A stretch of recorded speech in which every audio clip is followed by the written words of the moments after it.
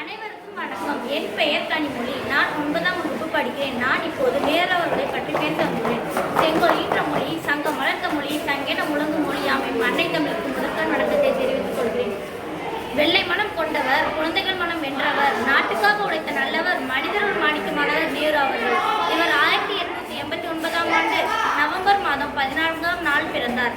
இவரது பிறந்த நாளை குழந்தைகள் தினமாக கொண்டாடப்படுகிறது. இவரது பெற்றோர் மோதிலால் மற்றும் திருமதி சொரூபராணி ஆகியோரின் மகன் ஆவார்.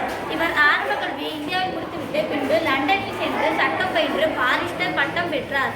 இவர் மகாத்மா காந்தியை அரசியல் குழுவாக ஏற்றவர். இவர் ஒத்துழையாமை இயக்கத்தில் பங்கெடுத்ததற்காக இவர் பல முறை சிறை சென்றுள்ளார். இந்தியாவை இந்தியர்களால் ஆட்சி செய்ய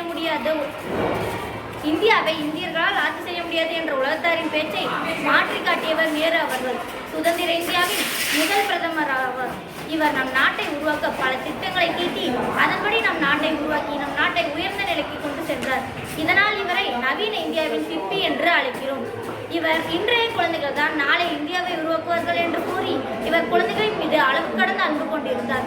குழந்தைகள் இவரை சாச்சாச்சி என்றும் நேர்மாமா என்றும் அழைப்பர். இவர் இன்றைய குழந்தைகள் தான் நாளை எதிர்காலம் என்று கூறி இவர் குழந்தைகளின் மீது கொண்டிருந்த அன்பை வெளிப்படுத்தும் விதமாக இவரது பிறந்த நாளான நவம்பர் 14ஆம் நாளன்று குழந்தைகள் தினமானது கொண்டாடப்படுகிறது. இவர் உலக வரலாற்றை படிப்பதை விட உலக வரலாற்றை படைப்பதே இனிமை என்று கூறி அதன்படி வாழ்ந்து 1964ஆம் ஆண்டு மே மாதம் 27ஆம் நாளன்று இவ்வுலகை விட்டு சென்றார். நாமும் அவர்களில் நடப்போம், நாட்டை காப்போம். வாய்ப்புக்கு நன்றி, வணக்கம். வெரி குட், சூப்பராக இருந்தது. அந்த இது இப்போ எடுத்துகிட்டு வரியா? சொரூபராணி ஆகியோரின் மகன் ஆவார். இவர் ஆரம்ப கல்வியை இந்தியாவில் முடித்துவிட்டு பின்பு லண்டனில் சென்று சட்டம் பயின்று பாரிஸ்டர் பட்டம் பெற்றார். பின்பு தன் சட்டப்பணியை தொடர மீண்டும் இந்தியா திரும்பினார்.